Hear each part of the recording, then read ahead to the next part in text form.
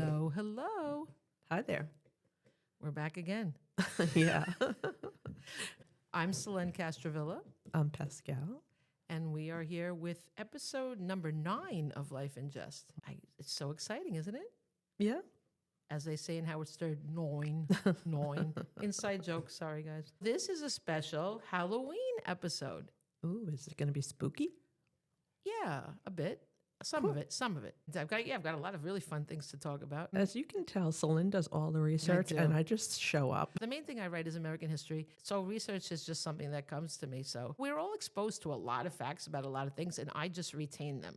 It's like because I'm trained to. I'm on alert for stories all the time. It's easy for me. It's like second nature. Well, I appreciate it. Thank you. Although I do wait till the last minute today. I already knew what I wanted, but I didn't actually have it written. You know, I don't write a script, but I write things to remind myself what to say. Otherwise, how would I know? That makes no sense. Both a lot of sense and no sense. Yes. But anyway, so I did wait till today. But luckily, it was a beautiful day, so I sat outside. And it was lovely because I live on the water, so it was very nice. And I filmed an egret who was itchy. I hope he doesn't have sea lice. Oh, I know, but it was so funny. He kept expanding his neck to scratch. oh, poor thing. Very cute. So it was a good day, even though it's October, very nice weather. You made it clear that you don't care about the sun. I go out a little bit during the day, but I'm like a vampire. I like to, I rarely turn on the lights at my house. Really? I don't know. Oh, wow. I really like it love dark. light. I need light. I think because I feel darkness so intensely inside. Like I feel the weight of humanity. So I need light. Yeah, I don't like dark. As a matter of fact, when I write, I really want, if I'm not outside, I want it to be bright. So, interesting. We have a lot of contrasts. We do. But we have a lot in common, too. Yeah. Yeah. Okay. You're wearing the Howard Stern for President shirt, but Yes. you think he has a chance? I don't think so. But if anybody wants to write him in, feel free. Well, depends. Actually, don't. We better just leave that one alone. Okay. I know, but I want to say something so bad. No, you can't. I know. Okay. Yeah, we are, what is that called? Neutral, like Switzerland. Sure. Yes, we are. Yes. Okay.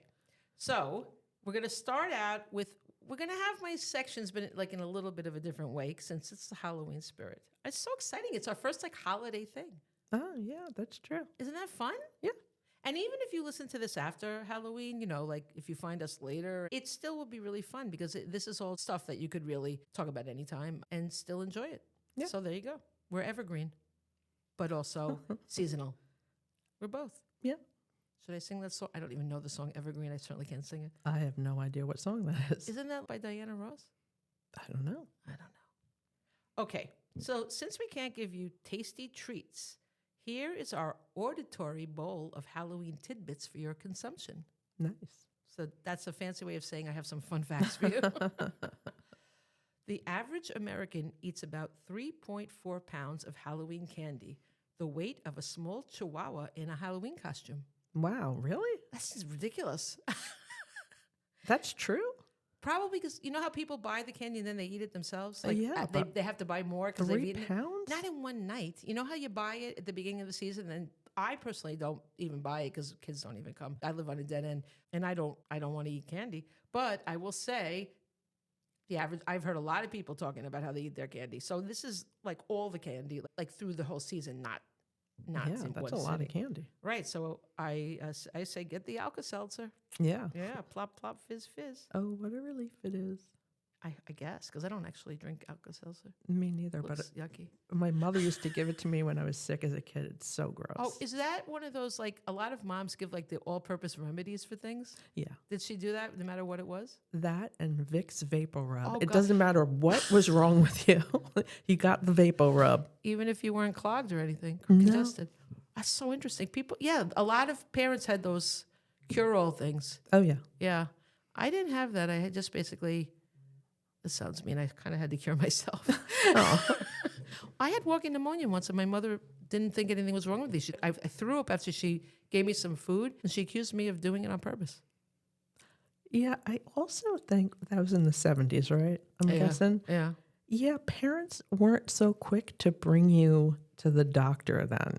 I was really sick. I actually, this is one of the few times my father showed up. He came to take me to the hospital. I don't know what made that happen. I guess I sounded really desperate because she Yeah. left. Wow. I was always alone. I was quite used to that, but I felt really bad. Yeah. Yeah, I remember things happening to me that I would probably take my kids to the hospital for that nobody took me to the hospital for. You just sucked it up. Yeah. Well, this was walking pneumonia. I would definitely That's needed, crazy. You needed to go to the hospital. Yeah. Because you walk around with it, That's why they call it walking pneumonia. Yeah. I mean, I definitely felt sick, but I just kept trudging along. Okay. So the second one is finding a spider on Halloween night is good luck. In many cultures, spiders can be considered a sign of wealth and prosperity. Finding one on Halloween night could mean that a loved one is watching over you.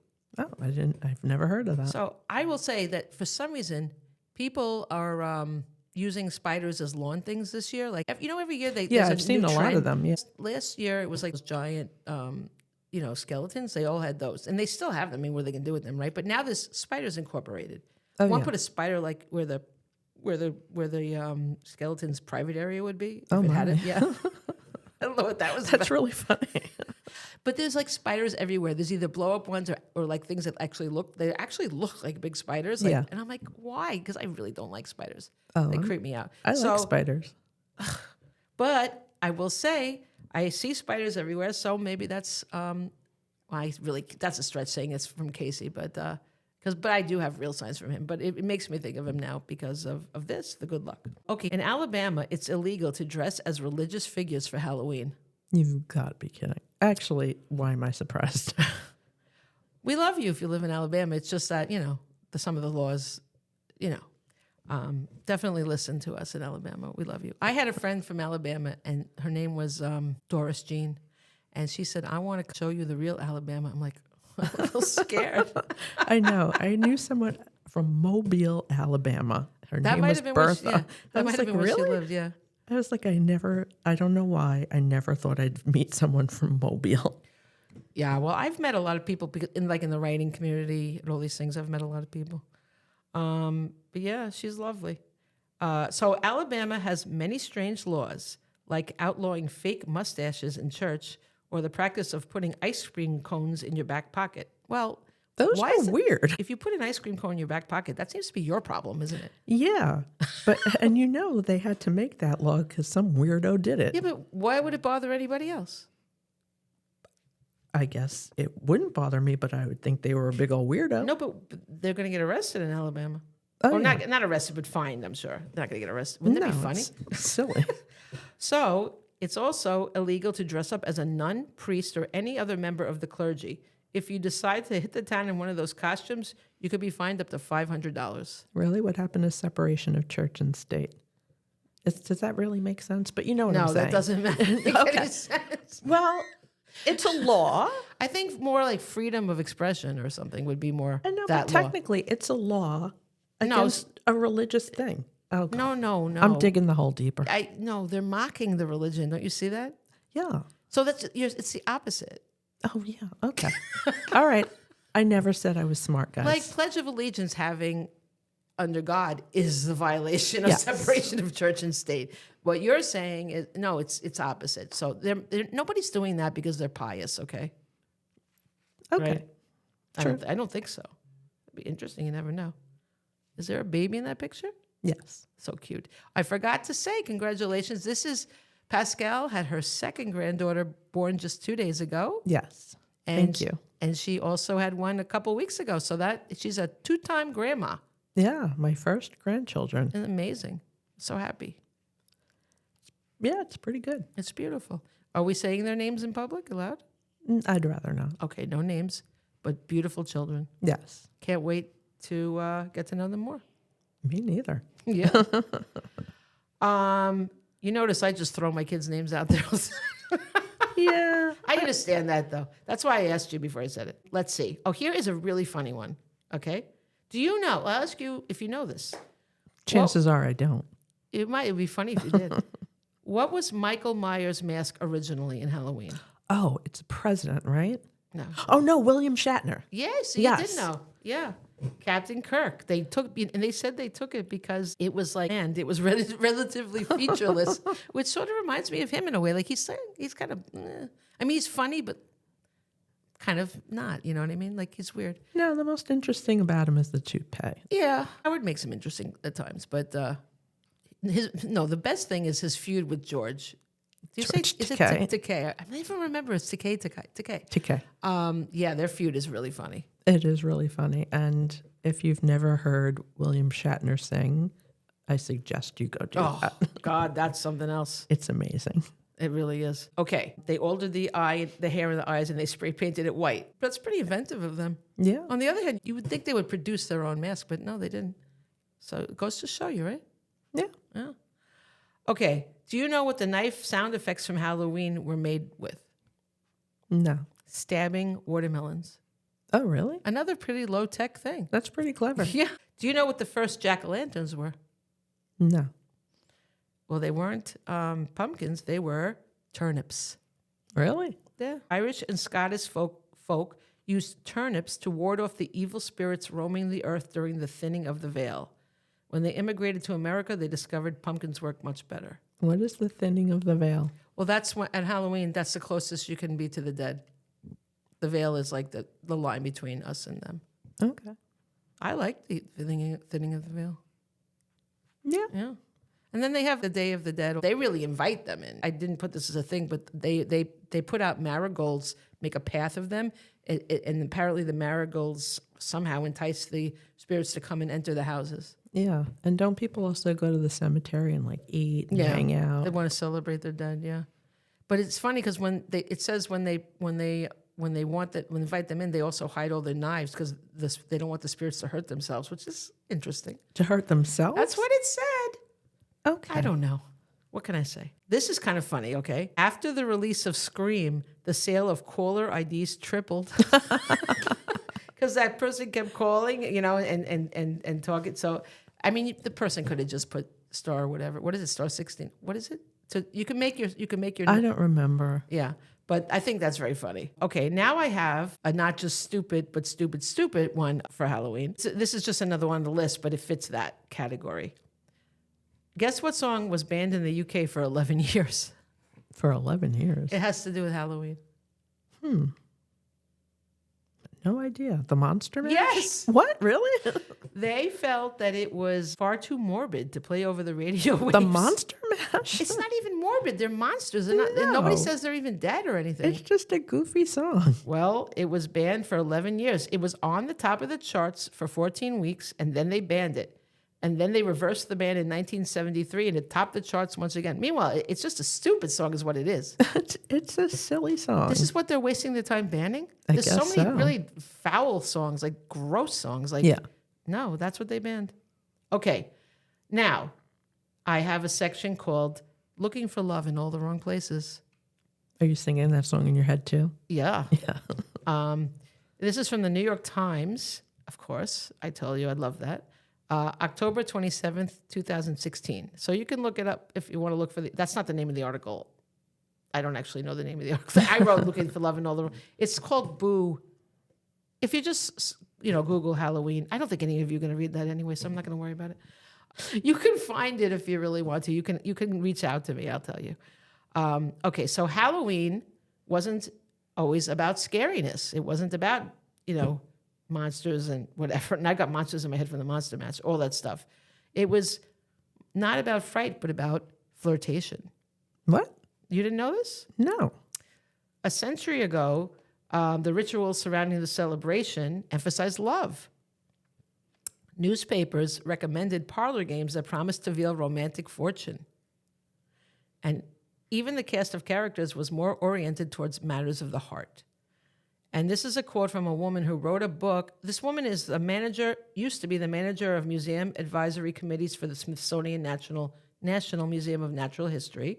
American history. So she definitely knows her stuff. And she also wrote a book about Halloween. It's called Halloween, Romantic Art and Customs of Yesteryear. And her name is, it's a guy. I don't know why I thought it was a woman. Daniel Gifford. So anyway, he says Halloween in the early 20th century had far less emphasis on blood, gore, and scary monsters, and much more emphasis on courtship, romance, and the opportunity for love. God, I'm glad it changed. In fact, the image of Cupid was also interspersed among the more familiar black cats, witches, and jack-o'-lanterns. And they started doing these Halloween games, and apparently women weren't living in a restrictive society, right? So for some reason, they felt that this was going to give them control by playing these. I don't know what kind of control it is, because it's just silly, really. I'll tell you what they did. But he said, given the importance of finding a desirable, marriageable man in an era where prim, proper, ladylike behavior was the norm, young women often reveled in the chance to participate in well-established and regarded traditions that might guide them to the spouses of their dreams. I mean, it's just silly. It is. They are definitely looking for love in all the wrong places, right? First of all, just go out and do something with your life.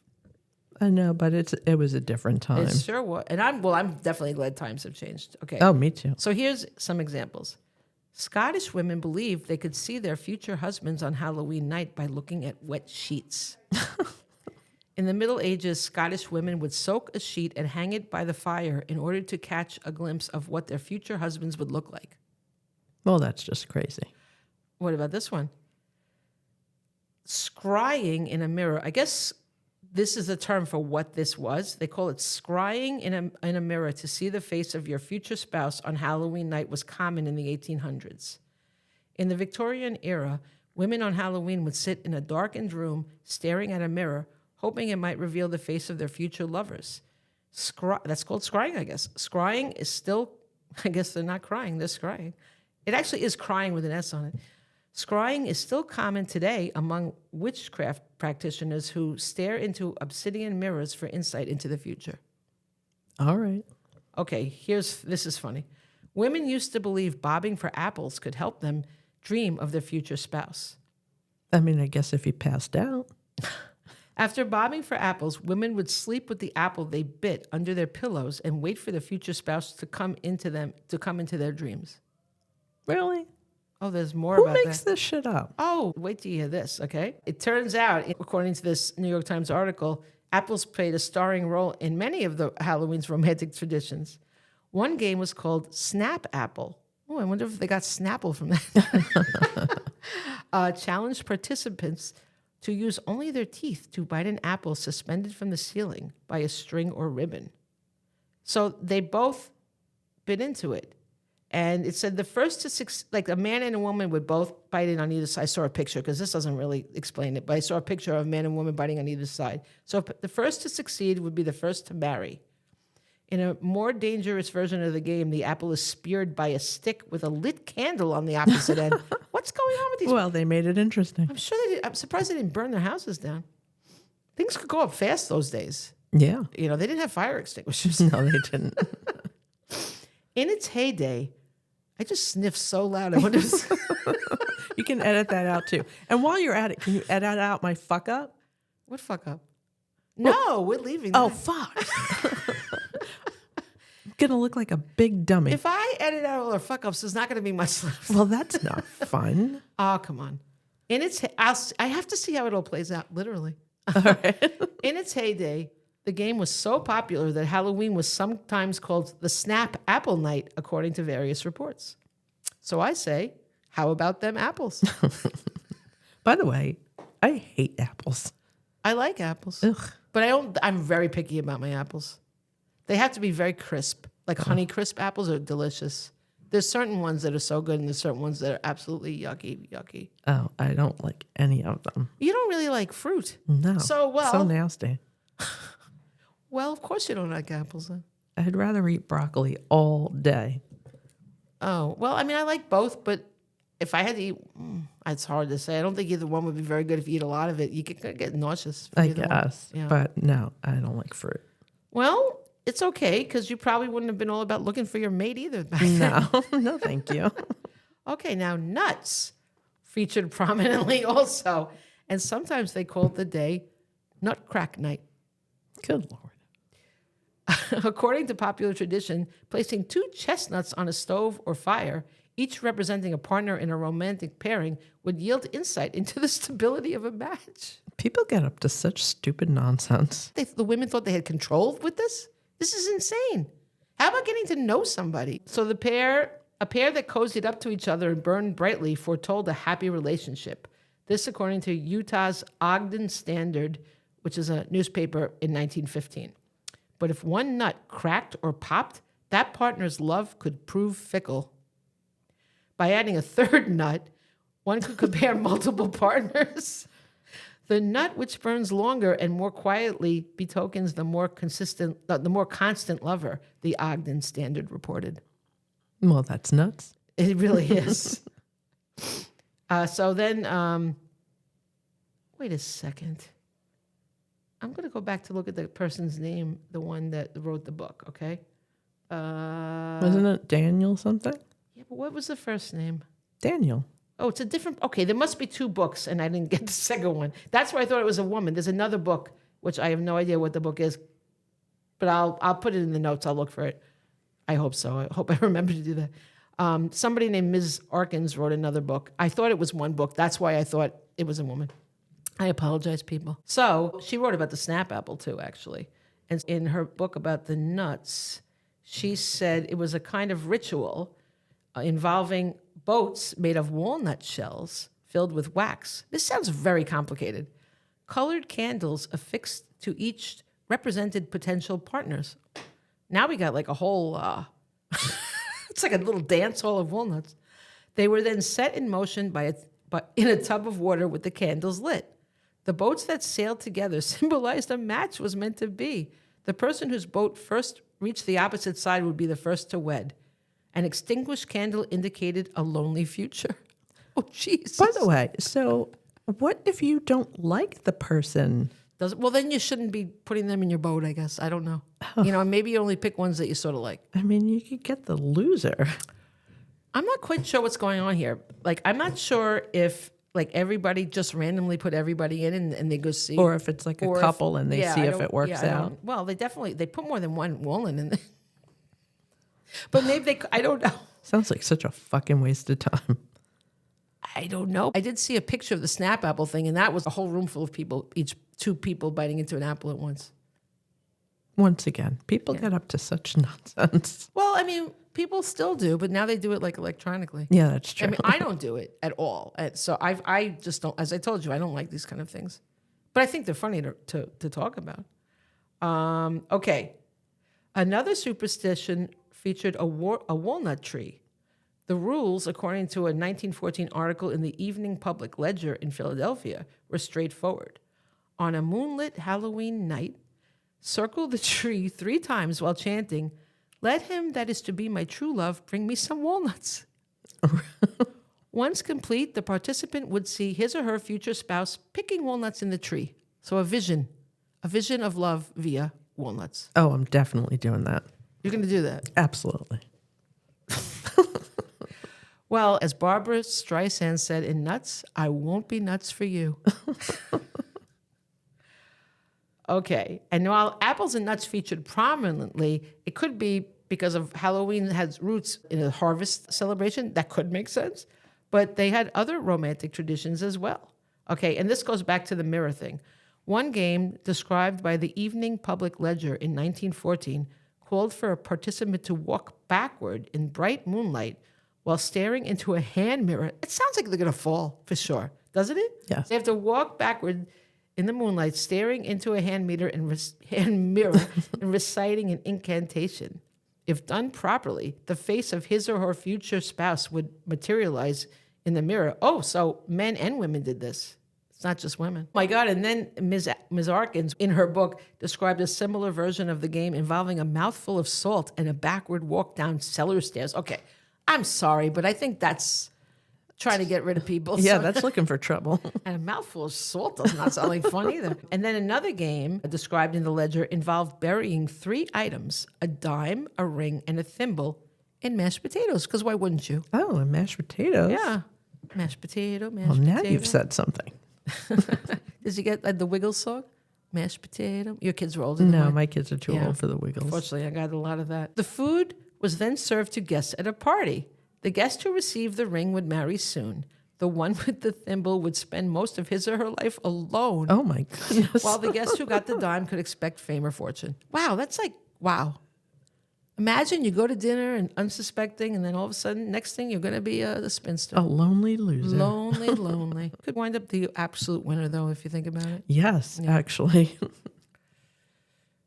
My son's like, why don't he? I dated some guy like, I don't know, a year ago, and he asked me about it. I'm like, oh, please, yuck. He goes, don't you want to be with somebody? I said, no, it nauseates me. Okay. So now I'm going to tell you a story. This is like I would call this into the main body of our stuff. Like we don't have the traditional sections like we usually have, but this is a story. It's not just one of those little mini. This is definitely going to take a little while to tell you. Okay, it's called the Popper Poltergeist, also known as Popper the Poltergeist, and this is really interesting because this is the inspiration for the movie Poltergeist. Oh, and guess where it happened? I don't know. Seaford, Long Island, right by us. Oh, Your son lives nearby. yeah. Yeah. And we're always around. Like, that's amazing, right? I mean, in a weird way. I think it's so funny because we had the Amityville Horror and Seaford. They're not that far from each other. No. You know? So I just want to share where I learned about this. I learned about it on the Morbid podcast, which is a fun podcast. And then I researched it, but I heard about it from them. And I will say there's a lot of true crime podcasts and all that stuff, that's for sure. And the Morbid goes into anything morbid. I didn't listen to it for a long time because I thought it meant it was going to be really morbid, like describing blood and stuff. But then I ran out of other things to listen to. I'm like, I will listen to this. And it turns out it's not about blood. I mean, it's true crime, but it also has any fascination for the morbid, and it's including poltergeists and other things like that. Oh, I was sold by the name, but now I'm not so much. No, it's not what you think. There's one, I can't think of the name, but it's extremely graphic. I'll tell you, I won't listen to it anymore. I was absolutely horried by what I heard. All right, you give me the name later. Mr. Bolin or something. I can't remember. But I can't listen to it. It's good stories, but they're too graphic. No way. You might have noticed we don't go through the case like beat by beat. We don't tell you. I just sort of summarize it and we talk about it.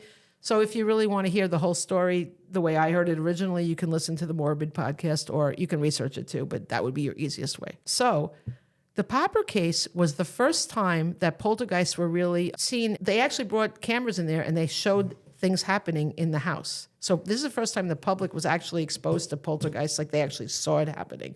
And they say was like the first case where people really scientifically looked into it. When was this? It was 1958. The first thing that happened was February 3rd, 1958. And it was the James Herman family. It's spelled Herrmann. So I guess German, I'm going to guess? I don't know. They lived in Seaford. I have the address. It was in the Google. I don't think, should I give the address? Nah. Oh, they could look it up. You could look it up. I don't know. It's weird because, I definitely want to go look just in case. I like to look. You don't see much, but it's fun. So it's a quiet neighborhood. It still is. It says it was quiet then. Public parks. It's a nice area. I mean, it seems like it would probably be the same back then. It was just a day like any other. And the woman was a nurse, which was interesting. She was not a homemaker, even though that time a lot of women were. But she did come home, make dinner for her kids. And her name was Lucille. Let's see. The mother's name is Lucille, and the daughter's name was Lucille, and the father's name is James, and the kid's name is James. Wow. Can I just interrupt to say, wow, that's really weird. I knew kids like that when I was younger. Well, they do it. They do juniors a lot with men, with boys. It's odd to name both of your children after. I know I've met people like that too. Yeah, I definitely have. And I thought it was weird then. Well, we'll call James Jimmy because that's what they did in the other podcast. Good. And they do call him Jimmy. Lucille is really not in it much, so we don't have to think of it. They didn't say what they called her, and she really wasn't in it much. So, okay. But she's 13 and James is 12. All of a sudden, they were sitting at the dinner table and they heard this crazy popping sound, but they didn't see anything.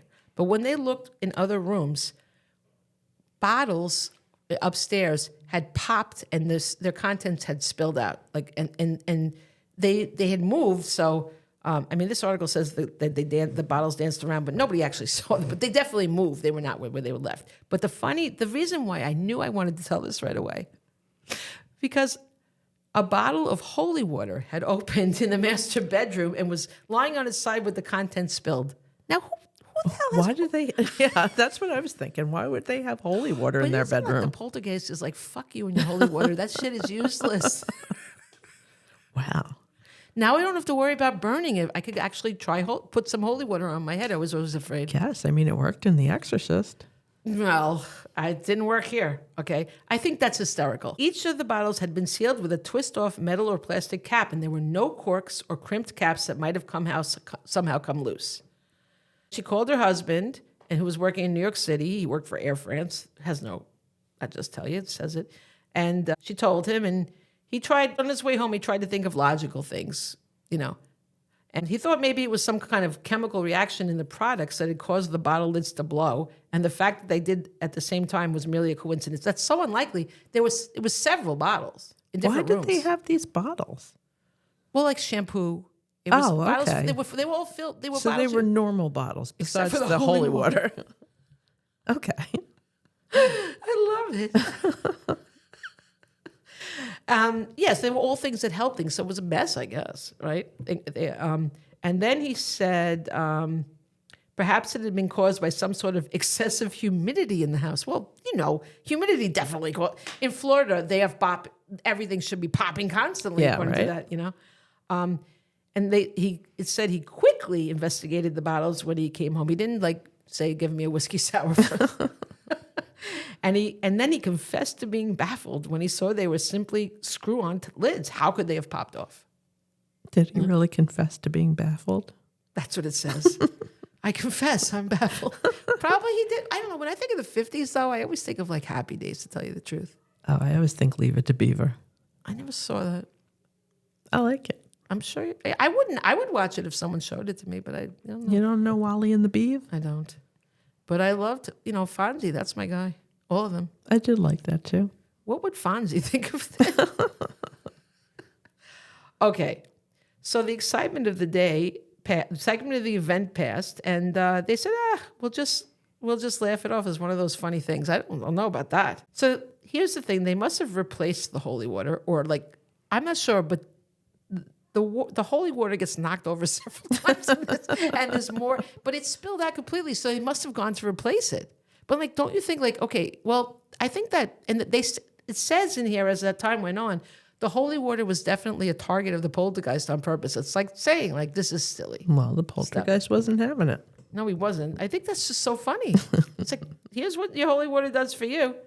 It's a lot of things burst though. Okay, like a bottle of nail polish burst. That couldn't have been fun. A bottle of rubbing alcohol, a bottle of bleach, detergent, starch. Oh my God. More holy water. More holy water. And it keeps happening. It happens again and again. So Mr. Herman wondered if it could have been his son. Jimmy. He thought maybe his son planted carbonated capsules inside the bottles and timed it so he could get home from school in time to see the startled expression on his mother's face. I mean, how would you even know when those capsules would burst? And would they burst at exactly the same moment? I mean, because each one depends on what's in it, I think. I mean, Jimmy was an evil genius. so he actually confronted his son. It happened again, and then he burst into the room and confronted his son and accused him of rigging the bottles. And the boy protested vehemently. And then, as though to prove the point, Herman, the father, was startled to see a bottle of medicine suddenly move across the top of the sink and fall into the basin. A moment later, a bottle of shampoo also slid across the sink and fell with a thud to the floor. Still skeptical, Herman examined the bathroom immediately, looking for hidden wires or strings. I think you would see that. But anyway, he found nothing and finally realized that there were things going on in the house that he could not explain. I hope he apologized to his poor son. I would think so. Maybe not, though. Later on, when the public all accused Jimmy, and a lot of people to this day think Jimmy did it. Wow. Poor Jimmy. But then I will say the father even though the father had accused him, he in public defended him. So I guess, I don't know. At least he changed his tune.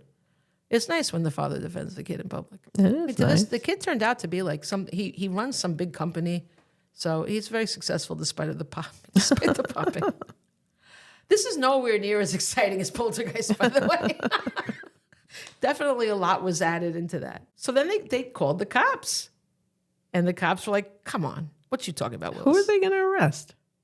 Well, I guess you call the cop. They called the Nassau County Police Department. I don't think they had 911 then, and he tried to get Lieutenant E. Richardson, the desk officer who answered the call, to take him seriously. Richardson accused him of playing a joke or drinking too much. And he finally was swayed by the earnest tone of the man's voice. Really? It's interesting. But Herman also had a good reputation in the community. There you go. All right. So we're screwed. He promised to send someone over, so he sent an officer named James Hughes to the house, feeling skeptical and wondering how he managed to wind up with the nutcase calls. That's what it says. And then he changed his mind when, in a few moments, several bottles in the bathroom popped off their lids and fired in his direction. That poltergeist was like, how you like this? At least it did. A lot of those poltergeists don't do anything when the people get there. Yeah. This one was like, I'm showing off. I'm coming out. It was like, you think it's Jimmy? Take this. Yeah. So then, but James Hughes was not assigned to the case. They got a detective assigned to the case, Joseph Tozzi. And poor Joseph Tozzi had to deal with this for a long time, and he was attacked left and right by these things. And he had to keep going there every day. I don't know why. That's annoying. Yeah, I think he was probably very annoyed. So he was skeptical at first, but then again, he was also attacked by things. He started a vigil there. It said a perfume atomizer. How do you say that? Atomizer? Atomizer. Overturned in spilling the perfume in the daughter's bedroom. There was no one in the room at the time. Well, that's not too bad. But then things kept escalating, and everything seemed to revolve around the holy water. Oh, boy. But they must have kept going back to the church and getting more because it spilled every time. I know, but why would you keep going back? It's obviously not doing you any good. Well, why do people pray every time a tragedy happens and think that something's going to get better? That's true. Yeah, that's like all they have. That's what they turn to. Okay, this is really funny. The figurines and ornaments started flying around the house. Now, they talk about, this is like, I'm just first telling you this, but this happens a lot in the story when I'm thinking, why do they have so many figurines and ornaments? Because they're flying around in every room. Like, what is going on? It's not Christmas, Well, maybe you want to box that stuff up. And in the boys' room, in Jimmy's room, he had an angel figurine. What's that? What's he doing with an angel? What's happening? This is really funny, okay? It's an interesting household. An angel figurine attacked a Davy Crockett action figure. And I think Davy Crockett deserved it. Because you hear about the Alamo and you think they're all brave. You know those fuckers wanted slavery to continue? That's what they were fighting for at the Alamo. Well, nobody likes that. No, so he deserved to get attacked. That angel said, I'm going to take you down, bitch. We don't want any slavery. You and your stupid hat. It was the king of the wild frontier. They had a song about him. Oh, I know. Why do they make heroes out of people that are horrible? I don't know. Oh, I couldn't believe when I found that out. No, it's just, they really teach you the wrong things. They teach you the story, but they make the wrong people the heroes. So they finally decided to call Father William McLeod of the Church of St. William the Abbot for help. I mean, I don't know why they waited so long, frankly. I don't know. They were devout Catholics. We might have figured that from the. You'd think they might have mentioned it when they kept going to get that holy water. Well, they believed the church could help them where ordinary methods had failed. I'm really surprised it took them this long to get him. So Father McLeod came to the house, and guess what he did? He sprinkled holy water in each of the rooms. But Popper, no, he's like, F that, and he just reacted immediately. He's like, I'm staying here, bitch. You're not going to get me out with any water. So then it's been 2 weeks, and it's been all in the news. It's been on the evening news. It's been in national news. It's even been in Time and Life magazines. Really? Oh, yes. Wow. This is big. So reporters are all over there, and strangers are coming over, and everybody's got an opinion, right? It says letters and telephone calls came every day.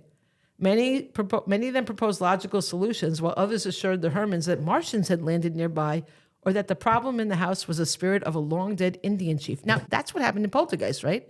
Yeah, It was I an think Indian the pool was reservation. on. Yeah. Yeah, So it's kind of funny. yeah. I think they were Yeah. building a pool on an ancient Indian burial So they ground, actually, right? yeah, so they actually used that answer for the resolution in Poltergeist. And then someone else thought that the Russians were tunneling under Long Island to invade New York.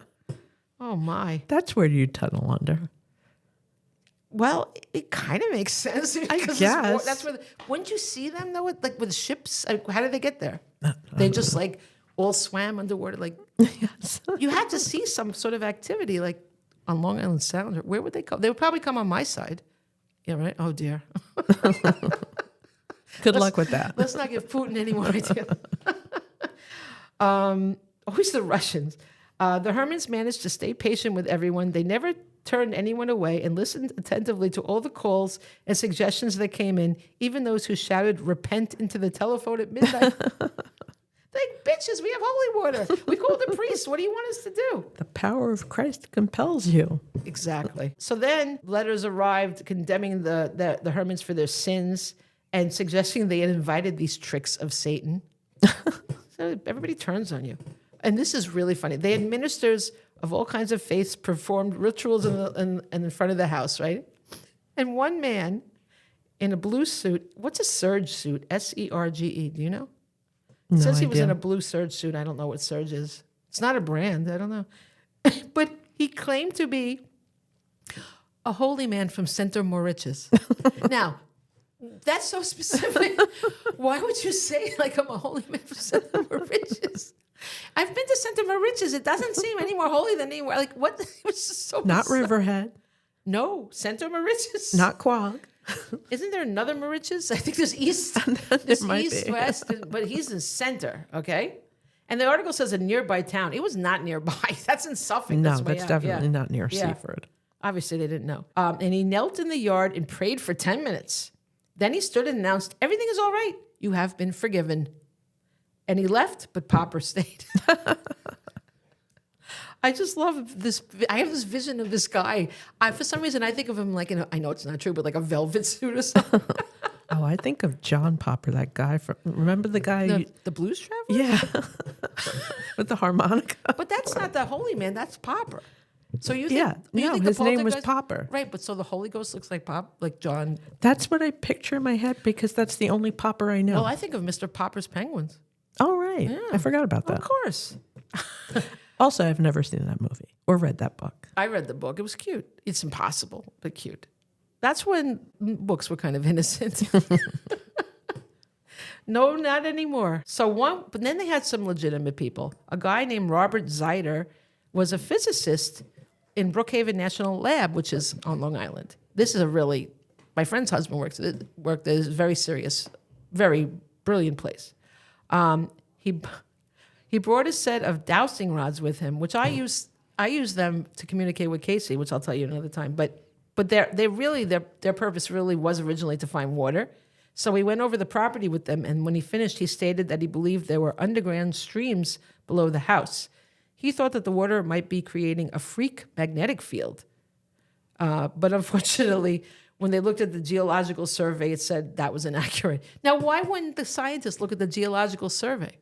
Yeah, you'd think you would. It's like, then he was done. Like, all he did, this is supposed to be really brilliant people, and he uses the dowsing rods, and that's it? Game over?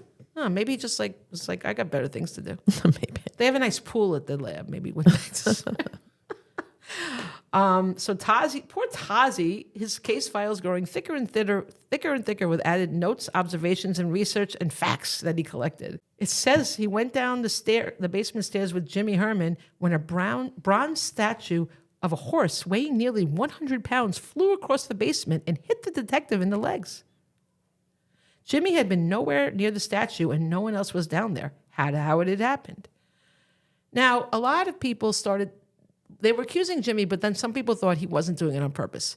Now, there's a pretty common theory that like young people when they're in puberty, like they can do these kind of things, like not like they don't even know they're doing it. What is that called? Oh, like Carrie? Yeah, like Carrie. That's exactly where he got the idea from. He heard about girls in puberty get these powers. Well, but they thought it was Jimmy, not the daughter. Even though that doesn't make sense either, because the daughter was 13 and Jimmy was 12, but nobody thought it was the daughter. All right, but Poor Jimmy. Jimmy's just under fire, literally. But anyway, they were thinking that it was involved with him. And then they said about 75% of the time Jimmy was around. But I don't know. A lot of times, I guess it works out to 75%. Altogether, there were 67 instances. I know, but how is a 12-year-old going to pick up a 100-pound statue he did and throw it. with the telekinesis. No, he didn't Oh, do it on yeah, purpose. I guess. Like in Carrie, the stuff was happening. She wasn't really aware that she was doing it, right? Until the end. No, at some point, I think, because her mother realizes it, right? I don't know. I would have to look again. In the beginning, I think she doesn't realize. No, she doesn't. Right. So I think they're thinking it was like that with Jimmy. Right. I sniffed. I'm so gross. Okay. The Long Island Lighting Company set up an oscilloscope in the basement, but they detected no underground vibrations. Wow. You can barely get them to come out and do anything, those lighting companies, but they were very big on that. By the way, vibrations still wouldn't throw a statue. They're just trying everything. I think the Air Force, they checked in with the Air Force and studied their flight plans, and the Air Force said that sonic booms from passing jets could not have caused the disturbances. They also ruled out radio waves by contacting the Radio Corporation of America, and they put in parentheses, RCA. Okay. I found that they were talking about a religious group called the International House of Prayer. I heard that on a podcast yesterday, and guess what? That's what they International House of They Pancakes. call it. They call it IHOP. IHOP. They actually call it IHOP. I mean, that's funny. I'm going to IHOP, but not there are no pancakes there, bitch. The Seaford Fire Department even inspected a well on the property to see if changes. Well, there is water then. If there's a well, I guess that's not a stream though. They inspected a well on the property to see if changes in the water level could be causing the disturbances. However, they found that the water level had been stable for at least 5 years. This is crazy. They're really reaching. Then they got a letter from Helen Connolly of Revere, Massachusetts. And she said she had also experienced odd events in her living room where chairs and furniture moved about.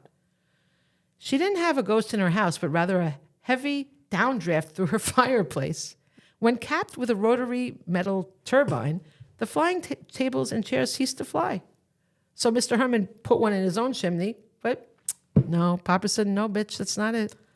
Papa was not going to be stopped. No. And things started escalating. Things started like here's another angel figurine. It launched itself from a table and smashed against a desk. And it had traveled for more than 12 feet and went so hard that it left a dent on the wood. And actually, that was shown on TV. It was broadcast to television audiences all over the New York metropolitan area. Wow. So they saw the angel fly. What is with these people and their ornaments? Doesn't it sound like my boyfriend Tripp's mother's house? Yeah. She had 1,000 ornaments in there. Remember, you saw when the first time you looked in the window, you saw all those things in the window, little tchotchkes. You said, when you see that stuff in the window, you know this is going to be tchotchke hell. Oh, yeah. I mean, I do like some little, I have much less now, but I mean, not like this. And if I saw one fly, you better believe everything else would get put away. Oh, yeah. So then things escalated and got violent. Another figurine smashed against the desk. A bottle of ink popped its screw top and sailed into the air and splashed its contents on the wall, and a sugar bowl flew off the table under the watch of Detective Tazi. It had been close to Jimmy, but not within his reach. How could you still suspect Jimmy at this point? So the Herman family went away. Now, this account, this is different research I did, but the one I listened to, they said a reporter from Newsday stayed there and wrote about it. And he was terrified. He said the first night was utterly frightening. So he was also under attack. But in this one, it says Tazi stayed the night. I don't know which happened. Maybe they both did. And Tazi also was attacked by all these things. The sugar bowl the sugar bowl again flew across the table and shattered into pieces. And a large bookcase managed to fall face down onto the floor, even though nobody was in the room. And the next night, Jimmy was in the room doing his homework, and a record player lifted and moved 15 feet across the room. Here we go with the religion again. A small statue of the Virgin Mary flew more than 12 feet and struck a mirror frame in the master's bedroom. They just got all this stuff there. Well, Popper is not fond of religion. I guess not. A bookcase filled with encyclopedias was upended. A heavy glass centerpiece from the dining room flew up and struck a cupboard, chipping away a piece of molding before falling to the floor. A world globe shot down the hallway from Jimmy's room and just missed Detective Tazi.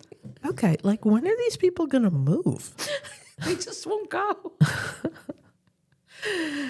So yeah, then they have there was a lot of evidence, and they said the Popper had begun knocking on walls to get their attention. Listen to this, but no one attempted to communicate with the ghost.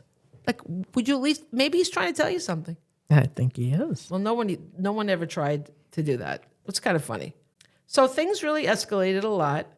And then the parapsychology laboratory from Duke University came over and started doing research. And that's a really heavy duty. I used to be interested in I still am, but I used to read a lot about it when I was in high school.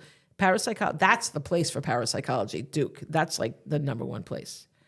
They were under the leadership of Dr. J.B. Rhyme. And that's when they started thinking about psychokinesis, also called PK. Pratt believed, did I say Pratt already? Yeah, no. Who's Pratt? Oh, Pratt is the assistant of Dr. Rhyme. Pratt believed that someone in the house was unknowingly causing these incidents to occur. That's when they started suspecting Jimmy. But other researchers came to believe that the incidents in the house were caused by an actual ghost, a poltergeist, or noisy spirit. These prankster ghosts traditionally targeted religious items, as the disturbances is done with the holy water and the Virgin Mary statue. See? So it's like really, it's all just saying, oh, come on, stop this. We got you. And then they were saying about the adolescent child. This is when they really started thinking about it. But interesting that the Duke researchers said that it's usually a girl is the one that the PK comes from. But they were all on Jimmy in this one. So, but interesting, Stephen King did make it a girl. And in the movie Poltergeist, it was a girl. It was a girl, yeah. So 70, I told you about Jimmy was present 75. I don't think he was, but they say he was at present 70% of the time. So to make a long story short, they had a lot of theories. They did a lot of testing, but guess what? They did not ever figure out anything. Nobody figured out anything except they decided they did not think it was a hoax. The family was far too shaken for it to be a colossal hoax. So then, for several days, Popper did not want to perform for the scientists. And then 1 month, on March 2nd, 1 month after Popper first arrived, he decided to make himself known again. Table flipped over, more bottles popped, a dish vaulted from the kitchen and shattered on the floor, all kinds of things. The family actually huddled in the hallway because that was where no objects really were. They really needed to put away all their objects. I don't know what's going on. They needed to put them in a box and leave. I would leave. I don't know why they stayed. And then on March 10th, it was the last appearance of Popper. That's my birthday, by the way. Yeah. So there you go. But I wasn't born. But then I was born in celebration of Popper in 66. Maybe you're the reincarnation of Popper. I don't want to be that. Although it might make sense somehow. It might make some sense of my life. So that the scientists were still there. Those guys were sticking around. And they suddenly heard a large popping sound in the cellar, and they hurried downstairs to see what it was. They found that a bleach bottle sitting on a cardboard box had somehow lost its plastic lid. Apparently, that was the last thing he did, was he did the plastic. They must not have had any more holy water around. So they had 67 recorded disturbances between February 3rd and March 10th. They had been visited by detectives, building inspectors, electricians, plumbers, firemen, parapsychologists, and half of the, quote, nutcases on the East Coast, and yet none of them had been able to present a satisfactory explanation for what occurred in the house. So to this day, no one knows what happened. And when their lives finally went back to normal, Mrs. Herman told an Associated Press reporter, "I don't think there's a definite solution. It was just one of those things with no rhyme or reason to it, but there was a definite physical force behind it." So I don't know. I mean, I still wouldn't want to live there. What if it happened again? But whatever. I mean, it didn't hurt anybody, but it got violent. 100-pound horse? Yeah. Yeah. So I don't know, but they stayed, and apparently never happened again. But that is the inspiration for Poltergeist, which was, you could see some of the stuff, but like it's very interesting about the Indian thing, I think. Yeah. That they did that. And they had that crazy lady come in. Remember that little lady? Oh, yeah. Yeah. So they definitely. Carol Ann. Exactly. Okay. How much time have we spent? It's almost an hour. Oh, my God. Wow. All right. Then I'm just going to tell you quickly a couple things, a couple of Halloween stories of mine. I actually have very happy memories about my mom making my Halloween costumes. So I always say sad things about my, things that happened in my childhood. So I thought I would say I loved Batgirl. I loved the show Batman. I took it seriously. I did not know it was a comedy. And the first time I watched it, you know how they ended on a cliffhanger, right?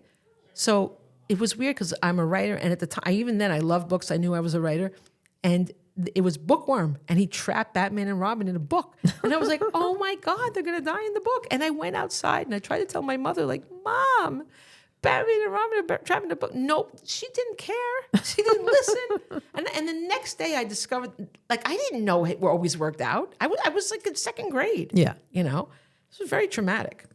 So it's funny that it was a book. You know, isn't that weird? The thing I loved was going to kill them. So I loved Batgirl, and I will say my mother watched it and noted the exact way it was, and she made it exactly. She made me a utility belt. She made me this beautiful satin cape. It was like the two colors, like it really was lovely. She did the emblem of the bat. It was like the whole everything. It was exactly like Batgirl, and I have to say that was really lovely. She always made my costumes, but that one that's really pretty great. Yeah, and that one really sticks out of my mind because I wanted it so badly, and she did it, and it really took her a long time. I can't sew at all. It's like no, but I have a trauma sewing story. I have so many trauma stories. I'll tell you another time. She also made my kids Halloween costumes, so that was really great. Yeah, so there's something nice about my mom. There you go. I love you, Mom. But I wanted to tell the story about. I'll try to make it quick. I know we're running out of time. I used to substitute teach. And I was substitute teaching on Halloween, and the kids came in with costumes, and they were going to have a Halloween parade, like in the middle of the day, right, at lunchtime. And these things are always a problem because, you know, like some kid might not. One girl in my class did not have a costume, okay? And she really didn't speak English very well. So I was trying, because I didn't know if it was religion or just like they didn't have money or something. So I went to the school. Somehow someone told me to go to the school nurse, and the school nurse felt that it was the money. It was. She didn't think it was religion because I didn't want to impose on their religion. You know, I wasn't gonna. But if I had known, I would have brought a costume. But what was I gonna do? So you know what I did? I took off. I used to wear like a really nice, like a what would you call those? Like a suit jacket and a scarf, like a really pretty scarf. And something else. I took everything I had and I wrapped it on her, put it on her. I said, "You're Mrs. C," and she was so happy. She was me. That's cute. Isn't that cute? But then when they went to do the circling parade thing, parents were all there and her parents weren't there. Oh. So I'm like, well, I'll take pictures of you. You know. So I made her happy. So then the end of the day, her parents were late. Nobody came, and I had to stay.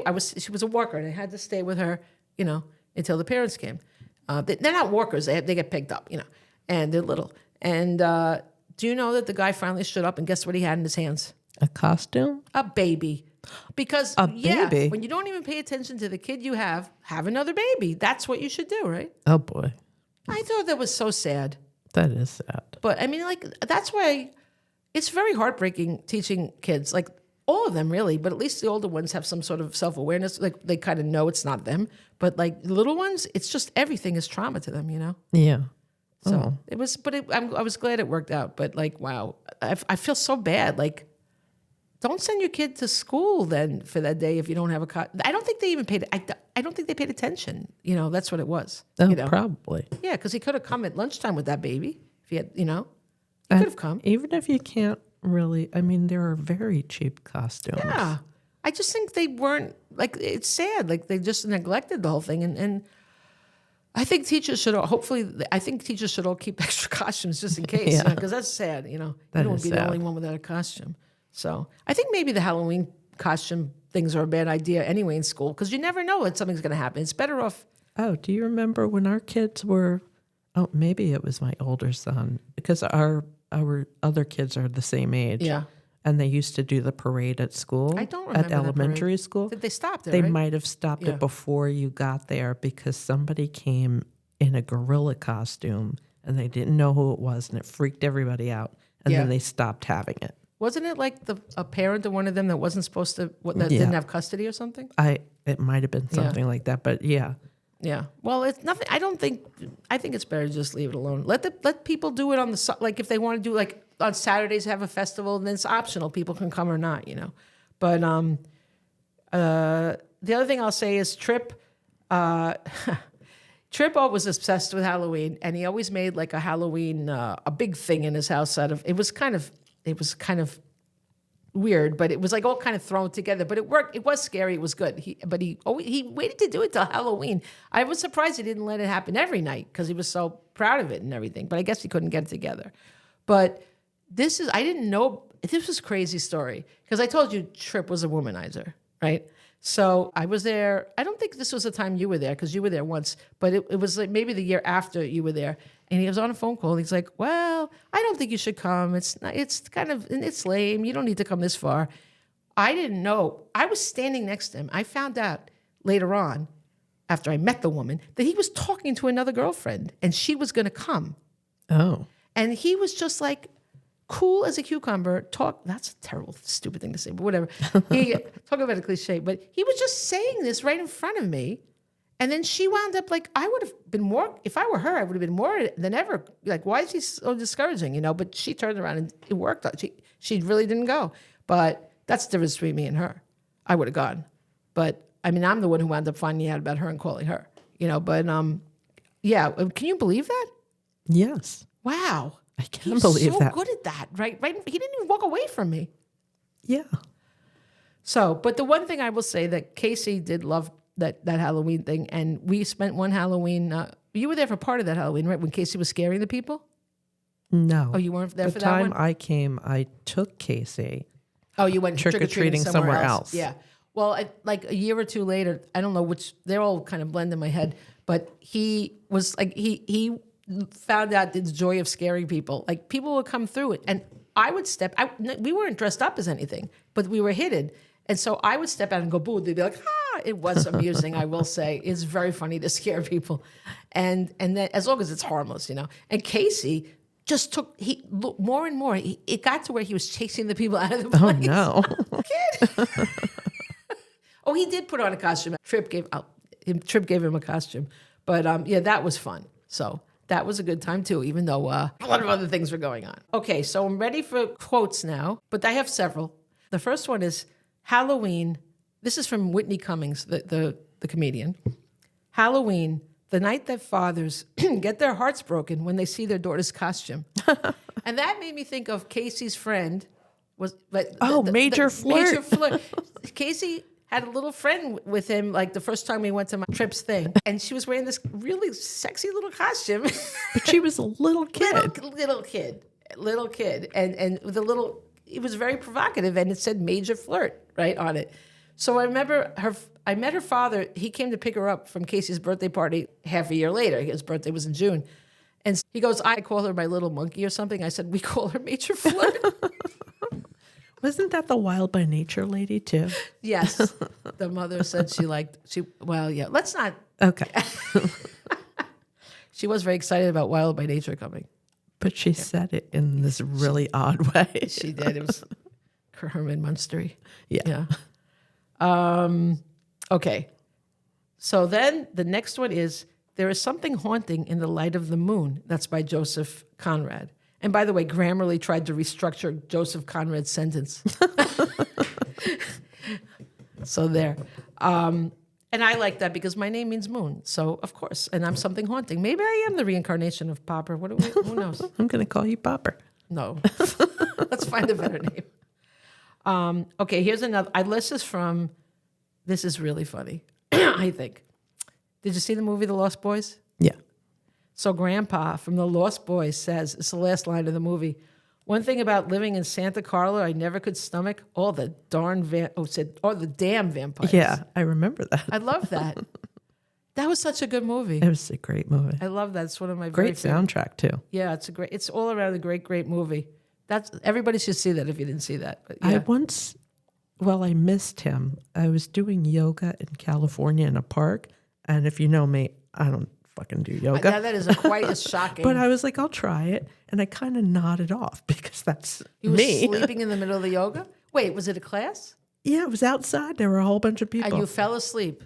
Yeah, I nodded off a bit. And those teachers are usually on top of people. They didn't yell at you? No, I was in the back. So then I found out afterwards that one of the guys from The Lost Boys was there, the really cute one with the dark long hair. Oh, really? Yeah. I was so mad. Wait, not the star, though. No. I not loved him. Jason Patrick, no. Yeah, he might. This was one of the 3 vampire right. guys. I know which one you're talking about then. Yeah. Yeah. Yeah, I was very sad. I missed him. He was actually doing yoga? Yeah. How long were you asleep? Not that long. I mean, I got up, I woke up and everybody was like doing these poses. I was like, what the hell is going on? Oh, you mean nobody was doing yoga when you fell asleep? I don't understand. No, I guess at the beginning you just kind of sit there and you breathe and whatever. Oh, you didn't even and make I it to- closed my So eyes. you didn't make it to one pose. No, I also slept through the Radio City Christmas show, okay? Oh, I wish I I could could have. sleep through a lot. That is a snoozer. But those ladies, the tapping is loud. Oh, I fell asleep 5 minutes in and woke up 5 minutes before it ended. Well, you didn't miss anything. Well, you've seen it other times, though, haven't you? No. Oh. And I Well, never need to. no, if I wouldn't have taken, when all that Jesus stuff, I had no idea they did that. I at know. the I end. got up and there were a bunch of animals on going stage. I was on? like, what is happening? I told my kids, if I knew this was going to happen, we wouldn't have come here. Oh, yeah. Okay, that's funny. I still don't understand, though. How did you miss the guy if you were still there when they were doing poses? I don't know. I guess I just didn't see him. Oh, you didn't find out till afterwards. There were a lot of people there. Who told you? Well, the person I went with Oh, they was relatives with the people who did the yoga, Oh, okay. And they who noticed ran him, the yoga. and they said that he was Yes. there. What's the guy's name? Do you even know? I don't know. That don't guy, I don't think remember. he's ever been anything else. I don't know. He was so hot, though. He was good looking, but the best one was Michael. It was the hair. Oh, Jason, he Jason played- Patrick, yeah. He played a guy named, oops, I just spit. His name was Michael in the movie. Yeah. I loved him, but I also loved Kiefer Sutherland in the movie. Yeah. That was great. He really should, that was an amazing job he did in that. I loved it. What a great, well, let's just talk about the movie. With the Coreys. Exactly. Okay, here's a funny one. It's a quote from Viago in What We Do in the Shadows. So it's another vampire. That comes back tonight. Oh, really? Yes. On Hulu? Yes. Oh, exciting. I know. Isn't that awesome? I'm still watching Max, though. He came back for a visit in Catfish. Oh, yeah. Did you see the Bok Bok bitch? What? The first episode? You don't remember Cammy and the Bok Bok bitch? Oh, I don't remember that woman, no. But I saw her come and I didn't remember her. It's been a long time. Oh, it was such a good Well, moment. all I know is two people have successfully had relationships. And then the one I'm not done with Max, but I'm pretty sure they're going to wind up together. That's three. Yeah, we're talking about Catfish, by the way. I don't know. I said Catfish. Oh, you did? Okay. I said I'm not done with Max on because Max came back. I saw left. that episode. I love him, I do too. but anyway, The Silver Fox. yeah. But Silver's going bye bye. Anyway, Okay, so this quote, it's really fun. It's a funny show. You should watch What We Do in the Shadows. It's a funny it's show so about great. vampires. It's great. Yeah, some of our clothes are from victims. You might bite someone, and then you think, "Ooh, those are some nice pants." And then I have a quote for you specifically. It's from Wednesday Addams of the Addams Family, and she said, "I'll stop wearing black when they make a darker color." oh, I like that. I knew you would like that one. And then my very last one is by Tim Burton. Who I also love. Yes, and he said, "Every day is Halloween, isn't it? For some of us." Yes, I saw that quote. Yeah, there you go. I have one too. All right. Let's see. I have to find it. Hold on. Oh, it's Stephen King, of course. And it's really not Halloweeny, but whatever. Yeah. It's we make up horrors to help us cope with the real ones. Ooh, that is Halloweeny. Yeah, I love it. I do too. That's a great one. You That know- really fits in with us. You know, I Yes. think I love that. Me Great. too. Great job. All right.